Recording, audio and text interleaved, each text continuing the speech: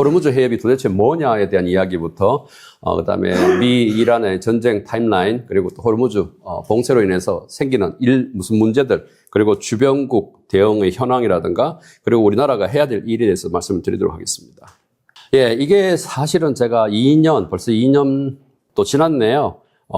미국에 있으면서 이 동향을 적으면서 전 세계의 지정학적인 위협 지역을 언급을 했던 그림입니다. 그때 뭐 전문지에서 몇 번 언급하다 치웠는데 이 내용이 지금 요즘 정확하게 지금 들어맞고 있습니다. 지금 저 그림으로 보시는 데가 저 호르무즈 해협이고요. 그 당시는 호르무즈 해협 옆에 바브엘데브 해협이라고 홍해라고 하는 지역, 그 지역도 지금 같이 움직이고 있는 저 지역은 이미 2년 전부터 지금까지 계속 우리한테 영향을 미치고 있습니다. 이란 후원을 받고 있는 후티 반군이 미사일을 쏘아가지고 컨테이너 선박을 2대인가를 이제 부수었습니다. 그 뒤부터는 전 세계 해운 선사들이 수에즈 운하를 통과 안 하고 이 밑에 있는 희망봉으로 돌아서 이렇게 가는데 저게 사실은 우리가 대항해 시대에 200년, 100년 전에 가던 길인데 지금 그걸로 돌아가고 있습니다. 그래서 우리 입장에서는 뭐 그게 뭔가 싶지만 이미 여러분들이 쓰고 있는 자재들이나 수출한 물건의 최소한 1, 2%는 물류비가 더 올라갔다고 보시면 됩니다. 요 오른쪽에 있는 이 그림이 이제 컨테이너 지수가 보시면 쫙 올라가죠. 이 덕분에 이제 사실은 선사들이 혜택을 많이 받습니다. 그런데 지금 호르무즈 사태는 선사들도 지금 상당히 힘들어지는 상태입니다. 왜냐하면 보험료 이렇게 다 올라가 버린 상태라서. 저 사태가 있고, 그 다음에 또 뭐가 있냐면, 여기에 보면은, 우리 계속 이야기되고 있는 그 대만 해협, 양안 사태. 저것도 2년 전에, 블룸버그 이코노미스트에서 만약에 중국하고 대만이 전쟁이 나면, 세계 경제가 10% GDP가 떨어진다. 대만은 43%, 중국은, 13%인가 뭐 15%가 떨어지고 있는데, 두 번째, 대만 다음으로 영향을 많이 받는 나라가 대한민국이었습니다. 23.4%인가 그럴 겁니다. 왜 그럴까요? 우리나라는 여러분들 아시다시피 99.9%가 물량 기준으로 해운을 통해서 움직입니다. 대부분 유럽이나 원유 수입 대부분이 저쪽 대만 해협을 통과할 수밖에 없고 또 저 밑에 있는 말라카 해협 통과해야 되고 또 지금 사고가 난 호르무즈 해협을 통과해야 되고 또 수출하려면 스위즈를 통과해야 되니까 홍해를 또 지나가야 되겠죠. 또 어떤 문제가 있었냐면 재작년 말에 파나마 운하가 또 기후변화로 해서 물이 없어가지고 저기 가운데서 호수에서 물을 내려가지고 배들이 대서양, 태평양을 왔다 갔다 그랬는데 통과를 못했어요. 갑자기 기후변화 때문에 또 배들이 통과를 못하는 상태가 생겼습니다. 그런데 아이러니하게도 지금 호르무즈 사태 덕분에 배들이 중동을 안 통과하고 반대로 대서양을 통과해서 다시 태평양을 관통하려고 지금 또 파나마 운하로 지금 배들이 많이 몰려가지고 이 2달 전보다 3.5배가 물량이 또 늘어나고 있답니다. 지금은 이제 물은 있습니다. 또 문제가 어디 있냐면 미국의 서안, 동안 쟤들 또 돌아가면서 또 파업을 해요. 파업을 하면 항만을 또 닫아버립니다. 그럼 미국에 수출할 분들, 수입할 분들 어떻게 해야 됩니까? 또 돌아다녀야 됩니다. 이런 식으로 전 세계가 저런 지정학적인 이슈에 문제가 노출되어 있는데 아이러니하게도 저 상태에서 중국은 상당히 스테이블합니다. 중국은 이미 2014년부터 1대1로라는 걸 통해서 전 세계에다가 140개에다가 지역에다가 항만을 다 만들어 놓고 또 수로나 해협을 이렇게 관리를 하고 있습니다. 반대로 대한민국은 2016년 한전해운 망할 때 전 세계 한 15개 있었던 터미널을 강제로 다 정부가 팔게 만들었습니다. 지금 이제 현대상속의 HMM이 가지고 있는 터미널 한 3개 정도밖에 없거든요. 우리는 무역 의존도가 90%가 넘는 나라에 해운 수출을 통해서 움직이는 나라인데 저렇게 돌아다니면서 우리가 이 원조 받거나 안전하게 배가 붙을 수 있는 항만도 없고 관리되는 해협도 없는 상태입니다. 그러니까 지금 위기에 처해 있고 가장 리스크가 크거든요. 지금 사실 오늘 여기 모여서 여러분들이 물류 시스템의 효율화 막 이야기하는데 지금 사실은 요 전까지는 시스템의 효율화나 안정화가 더 중요한 포인트였는데 이제는 그게 아니라 저런 사고가 쳤을 때 어떻게 유연하게 대체 루트를 만들고 피해 나가고 안전할 수 있는가가 오히려 더 중요한 부분이라고 요 그림을 제가 방금 추가를 했습니다. 왜냐하면 이 내용을 가지고 좀 오후에도 강의를 해야 되는데 사실은 그냥 호르무즈만 이야기를 하려다가 이게 좀 전체적인 그림에 대해서 우리가 이해가 있어야 될 것 같고 우리가 지금 인천에 있지만 인천만의 문제가 아니라 인천이 제대로 작동하려면 항만이 제대로 돌아야 되지 않습니까? 그런데 나가서 계속 막히면은 여기 있는 사람들은 계속 앉아서 돈만 계속 더 지불해야 되는 이런 상황이 생긴다는 부분을 좀 더 앞에 말씀을 드리면서 호르무즈에 대해서 이야기를 드리겠습니다. 자, 여기는 아마 파나마, 수에즈, 그리고 말라카, 양안 해협도 다 중요하지만 여기는 더욱더 우리한테 큰 전략적인 포인트 이유가 에너지와 관계되어 있는 부분입니다. 우리 에너지 아시다시피 작업자족이 안 되지 않습니까? 99%, 98%를 수입을 하고 있는 상태인데 이 중에서 호르무즈는 전 세계 원유 교역량의 34%가 통과합니다. 그리고 전 세계 LNG 교역의 20%, 그리고 우리나라는 여기 70%가 또 이쪽을 통과하게 되어 있습니다. 밑에 보시면 호르무즈 해협 원유 수입 국가 중에 중국이 1위고요. 일본이 2위, 한국이 3위, 인도가 4위인데 그럼 중국이 더 큰 데미지라고 생각하지만 중국은 많이 쓰지만은 많은 곳에서 에너지가 가져옵니다. 러시아, 중앙아, 남미, 물론 이제 베네수엘라를 이제 미국한테 뺏겼으니까 그 부분은 좀 더 데미지가 있겠습니다만 중국은 대체할 때가 너무 많거든요. 이 와중에도 중국은 지금 중앙아시아의 투르크메니스탄에 또 그 유전 생긴 걸 빨대를 또 송유관 연결해가지고 거기서 지금 또 원유를 가지고 오고 있고 계속 대체 루트를 만들어 오고 있습니다. 그런데 우리나라는 앞에서 여기서 있듯이 70%가 그냥 여기 꽂혀 있어요. 나머지 30%는 아프리카, 여기 어디야? 동남아의 일부 그리고 미국에 의존하고 있는데 계속 이제 미국 의존도를 높이고 있는 상태입니다. 문제는 미국이 원유도 우리 타입하고 안 맞고 가격이 엄청 비싸요. 그리고 오는데도 시간 오래 걸립니다. 어쩔 수 없이 비용 구조는 계속 우리한테 악화되는 상태가 지금 되고 있습니다. 그래서 매일 평균 한 척의 이제 VLCC, 그러니까 베리 라지 크루드 캐리어를 VLCC라고 하는데 들어왔었는데 지금 2달째 안 들어오다가 어젠가 그저께인가 한 대 왔다고 이제 막 낭보처럼 이야기했는데 그 사이에 이미 끊쳐 있는 거죠. 저게 안 들어오면 석유만 없는 게 아니라 우리 나프타나 플라스틱 제품을 못 만들지 않습니까? 계속 이야기 나오는 주사기 문제, 그 다음에 쓰레기 봉투 이야기 다 이거하고 연계되어 있는 상태입니다. 그런데 이렇게 의존하고 있는데 우리는 이만큼을 몰랐다는 거죠. 그리고 LNG도 중동 의존도가 19%입니다. 다행히 LNG는 상대적으로 좀 적어서 전기 만들고 하는 발전에는 상당히 좀 우리가 덜 스트레스를 받고 있는 상태입니다. 자, 한국의 에너지 수입 구조입니다. 보시다시피 원유는 사우디아라비아, 미국, 이라크, UAE, 쿠웨이트인데 미국 빼고는 다 중동에 몰려 있죠. 그리고 LNG 수입을 보시면 LNG는 이제 호주라든가 말레이시아, 카타르, 미국, 러시아, 오만으로 흩어져 있는데 저기 카타르하고 오만이 이제 저렇게 링크가 됩니다. 다만 안타까운 게 뒤에도 말씀드리겠습니다만 저 원유 수입량 중에서 한 10에서 20%까지는 우리가 러시아산을 썼어요. 그런데 러시아산 원유를 우리 스스로 이제 제재를 하면서 끊어버렸습니다. 그러다 보니 이제 지금 데미지를 더욱더 좀 더 받고 있는 상태라고 말씀을 드리겠습니다. 한국의 이제 에너지 수입 구조인데요. 이제 보시다시피 중동에 많이 의존하고 있다는 것도 말씀을 드렸고 그 중에서 이제 가솔린, 그다음에 납사, 등유, 경유 이런 것들을 원유를 수입해서 끄집어내는데 여기 납사라고 이야기해요. 저희들이 영어로 이제 나프타라고 하는 거죠. 저게 이제 우리가 만들어낸 플라스틱, 합성수지 이런 것들을 만드는 주 원료들입니다. 이게 의외로 모든 분야에 연동이 되어 있고요. 또 한 가지는 저 원유하고 연계돼서 납사에서 나오는 또 이 비료들이 또 우리 농사 짓는 데도 연동이 되어 있습니다. 그러니까 전 분야에 이렇게 연동이 되어 있고 특히 석유화학 산업의 기초재료인 나프타 최대 수입 국가입니다. 사실 이 나프타를 러시아에서 싸게 들고 왔고 기억하시는지 모르겠습니다. 여기 있는 우리 현대글로비스가 2013년, 14년도에 북극 항로를 최초 운항을 하면서 러시아 항만에서 싣고 온 화물이 광양으로 들어왔는데 그게 나프타입니다. 그런데 그것도 우리가 지금 끊어버리고 중동으로만 수입을 지금 하고 있는 상태로 만들어져 있습니다. 자, 미 이란 전쟁 타임라인. 참 우리 트럼프 덕택에 참 스토리가 많아서 적을 게 많더라고요. 어쨌든 간에 2023년도에 가자 전쟁이 발발했습니다. 오랜 악연을 가진 이제 이스라엘하고 이란의 관계 때문에 이제 이스라엘하고 하마스 전쟁이 발발을 했고요. 그리고 이란 지원 세력에 대한 갈등이 확대되면서 이제 미국이 이스라엘 돕기 위해서 항공모함을 보냅니다. 그리고 영내 이제 친이란 세력 도발이 급증하죠. 후티 반군이라든가 이름도 뭐 이제 뭐 외우기 시리아에 있던 또 뭐죠.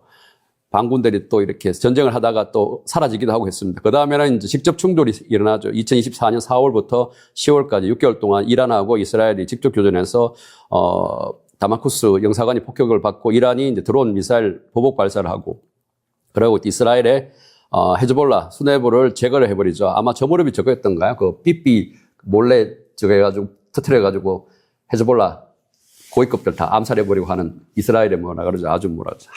하마스가 그 비밀 요원들의 그 내용들을 우리 또 무슨 영화 보듯이 막 회자하기도 했었습니다. 그리고 이제 영이란 자산을, 영국하고 이란은, 그러니까 미국하고 영국은 이제 이란 이제 자산을 이제 추가 제재를 하기 시작했고요. 그러고 나서 이제, 25년 작년 6월부터 또 잠시 전쟁이 있었습니다. 이스라엘하고 이란하고. 뭐 핵구사 시설 관련해서 타격도 하고 미사일 쏘기도 하고 서로 이제 격전을 하면서 미국이 개입해서 이제 중재로 이제 휴전이 성립이 됩니다. 그런데 2025년 9월부터 2월까지 계속 협상 실패하다가 미국이 이란을 지켜보고 있으니까 이란 내부에서 이제 민중 봉기가 일어납니다. 그러니까 이란이 인구가 꽤 많아요. 거의 9천만 명, 1억 명이 되고 이란이 땅도 넓고 아래로는 그 바다와 연결되어 있고 위로는 가스피랑 연결되어 있어요. 그리고 기후도 다양하고 산업 지역도 해가지고 자급자족이 되는 나라입니다. 그런데 너무 오랫동안 그 신정을 통합을 해서 억압을 해서 민중들이 괴로움을 많이 받고 있어서 그때 이란 전국에 대규모 시위가 일어납니다. 그 시위가 일어나서 이제 이란 정부가 그 시위대들을 그러니까 신정을 가지고 있는 이란 혁명 수비대가 그냥 평화 협상을 한 게 아니라 사람들 죽이기 시작해서 꽤 많은 사람들이 죽고 그게 언론에 드러나고 혹자는 뭐 몇만 명, 혹자는 뭐 몇십만 명이 죽었다고 이야기를 하는데 그건 뭐 통제라고 했으니까 저희들이 뭐 알 수 없는 상태입니다.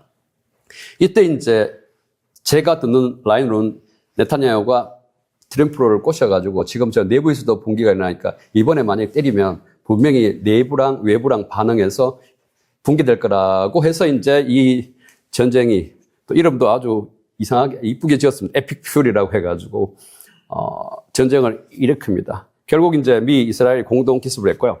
그리고 정확하게 그 호메이니 최고 지도자를 때려서 사망하게 만듭니다. 그리고 이제 뭐 그 뒤에 스토리는 쭉 나오는데 근데 이란이 이때까지는 호르무즈를 그렇게 중요하다고 전략적으로 이렇게 영향을 미칠 거라고 생각은 안 했던 것 같아요. 그런데 자기들이 방법이 없으니까 너무 많이 두들겨 맞으니까 호르무즈 해협을 봉쇄를 하니 이게 깜짝 놀란 거예요. 왜냐하면 전 세계가 트럼프를 욕하기 시작하니까. 그만큼 이 호르무즈에 나가는 이 원유가 전 세계에 다 경제에 연결이 되었다는 거죠. 그러다 보니까 이제 트럼프도 압박을 받죠. 그리고 지금 우리나라는 정부에서 나서가지고 뭐 유가를 뭐 기름 가격을 2,000원대에서 이렇게 묶고 있지만은 미국은 지금 3달러에서 지금 6달러, 7달러까지 올라갔어요. 진짜 미국은 차 없으면 움직이지 않는 나라인데 그 바로 체감하지 않습니까? 이런 문제들이 지금 동시에 일어나면서 미국도 내부에서 계속 트럼프를 압박하고 있는 상태가 되니까 지금 트럼프가 계속 지금 휴전을 하자라고 그러고 그런데 이란은 뒤통수를 몇 번 맞았지 않습니까? 못 믿고 있는 상태에서 계속 치고받고 하면서 지금까지 지금 와 있고 이거를 제가 이 강의를 수락을 하고 하겠다고 하고 나서 계속 내용을 바꿨어요. 매일매일 뭐 한다 그러다가 안 한다 그러다가 뭐 합의했다 그러다가 또 유예한다 그러다가 지금 또 다시 또 딜레이 된 상태로 가고 있습니다. 자, 이게 이제 현재 진행되고 있는 1단계 충돌에서 시작과 해협이 봉쇄가 됐고요. 그리고 에픽 퓨리 작전 때문에 그쪽에 들어가 있던 배들이 많이 갇히기 시작했습니다. 딱 거의 갇혀버렸죠. 보시다시피 저기 물동량의 70, 80%가 급감했고 물류가 마비가 됐습니다. 그리고 이란이 두들겨 맞으니까 이제 이판사판이라 그러면서 주변에 있던 자기 중동 국가들의 항만 유전 시설들을 때리기 시작했습니다. 그래서 카타르는 LNG 생산 중단했고 저거 아마 최소한 2, 3년 이상은 LNG 이제 생산을 못 할 겁니다. 복원할 때까지. 그리고 저기 이란 탄도가 또 텔아이브로 반격을 했고요. 또 GPS 교란 때문에 배들이 운송하는데 움직이지를 못합니다. 지금 배들이 AIS라는 데이터를 통해서 인공위성하고 계속 정보를 주고받으면서 이동을 합니다. 그 덕분에 우리가 배들이 움직이는 것들 다 표시를 받을 수 있고 반대로 배들이 이동하려면 GPS랑 계속 통신을 해야지만 움직일 수 있거든요. 근데 저 교란 생기면 배들이 자기가 어디로 가야 될지는 몰라가지고 움직이지를 못한 상태가 된 거죠. 그리고 그 다음에 이제, 가운데로 가고 2단계는 이제 물류 대란이 이제 일어나기 시작합니다. 일본 해운사가 호르무즈 운송 제한을 확대했고 이미 해상은 이미 3배로 폭등했습니다. 아마 듣기로는 보험이 12배까지 올라갔다는 이야기를 듣기도 하고요. 그 다음에 호르무즈에 한국 선원이 183명, 배는 26대가 갇혀 있는데 아마 지금 다 갇혀 있는 걸 알고 한 대가 나왔다는 것도 저기서 탈출해서 나온 게 아니라 우회에서 사우디에서 나오는 기름 실어서 나왔다는 배일 겁니다. 그리고 HM 같은 경우도 이미 중동 가는 배들은 계약을 받지 않습니다. 예약을. 가면 데미지가 너무 커지니까 보험료를 12배씩 낼 수가 없지 않습니까? 그리고 이제 전면전 양상과 지금 해역 선박 활동이 전쟁 전 대비해서 4분의 1로 떨어졌는데 저 4분의 1에 움직이는 배들도 대부분 이란 배 아니면 중국 배, 인도 배 몇 개만 지금 움직이는 상태입니다. 이렇게 쭉 이 상태가 되어 있고 마지막에 4월 땡땡 트럼프까지 적었다가 더 이상 뭘 적어야 될지 몰라가지고 지금 이렇게 비워져 있습니다. 자, 이게 그래프를 보면 쉽게 이해하시죠? 저게 이제 각 선형별, 그러니까 유조선, 석유 제품선, 화공품, 벌크, LPG, 컨테이너, 일반 화물 등등 해서 꽤 많은 배들이 호르무즈 해협을 저렇게 통과를 했었습니다. 그런데 싹 떨어지다가 전쟁 나고 한 달 사이에 조금씩 움직이다가 2026년 3월 20일 이후부터는 거의 제로에 가깝게 지금 되어 있고 이야기 드렸던 이란 선박, 중국 선박, 그리고 인도 선박 일본만 그리고 일본 선박도 몇 대 나왔었죠. 근데 그게 아마 제 생각에는 일본의 상사들이 오랫동안 이란하고 관계를 많이 맺었을 것 같아요. 그래서 저 상사들하고 연계되어서 일부를 통과시켜 준 것 같습니다. 참고로 배는 선주가 있고 또 운영하는 선사가 있고 그래서 얼마 전에 한국 그 선박의 배가 나왔다고 막 나왔는데 그건 선주는 한국 배인데 그 운영하는 선사는 외국 선사였고 그 실은 화물도 우리하고 관계없는 화물이었어요. 그 배만 나온다 해서 우리 국민하고는 아무 관계가 없는 겁니다. 그냥 선주인 한국 그 기업이 데미지를 안 입었다는 뿐인 거거든요. 그래서 그만큼 우리 언론사에서 이 해운을 모른다는 겁니다. 우리와 관계없는, 그러니까 실리는 화물이 우리 거야 되는 게 제일 중요한 포인트인데, 그 관계없는, 그러니까 선주가 한국인 배가 나왔다고 해서 언론에 나온 적이 있습니다. 보시다시피 이제 전쟁 이후에 VLCC가 12척, 그리고 석유 제품 23척, 컨테이너 13척이 지금 통과를 했고, 우리나라 선박은 없습니다. 교전 이후 국제 에너지 가격입니다. 이게 지금 적다가 또 오르락내리락 몇 번을 하니까 적다가 말아버리는데요. 그래서 저렇게 범위를 줘서, 처음에 62달러에서 90에서 100달러로 증가했다는 원유, 그리고 브렌트유 다 올랐습니다. 그리고 특히 우리가 주로 수입하는 LNG 같은 경우는 80%가 지금 증가를 했는데, 정말 다행인 건 지금 이제 우리가 LNG, 겨울에 난방을 하는 시점이 떨어지고 이제 난방을 덜 하는 시점으로 왔으니까 지금 LNG에 대한 어떤 영향을 못 미치는데, 만약에 저게 겨울을 시작하는 시점에 올라갔다 그러면 국민들 원성이 또 매우 높아질 수밖에 없는, 아니면 저기 또 세금을 또 때려 바꿀 수밖에 없는 그런 상황이 됐을 겁니다.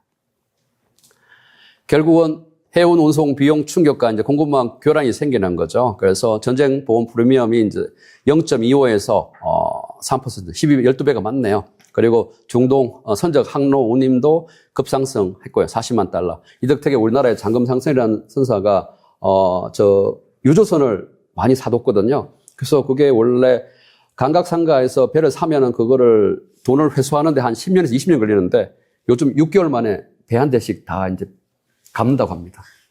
그래서 잔금 상승이 만약에 상장 기업이었다면 아마 주식이 대박이 났을 텐데 비상장 기업이라서 안타까운 상태에 있습니다만 지금 이런 상태가 있고요. 벙커 연료율도 그러니까 저기 어디야? 배도 기름을 넣어야 다니지 않습니까? 그 연료율 자체가 올라버려가지고 배도 이제 움직이는 게 지금 고통이에요. 계속 가격이 올라. 그걸 계속 화주들한테 전가하기도 너무 힘든 상태로 지금 가 있습니다.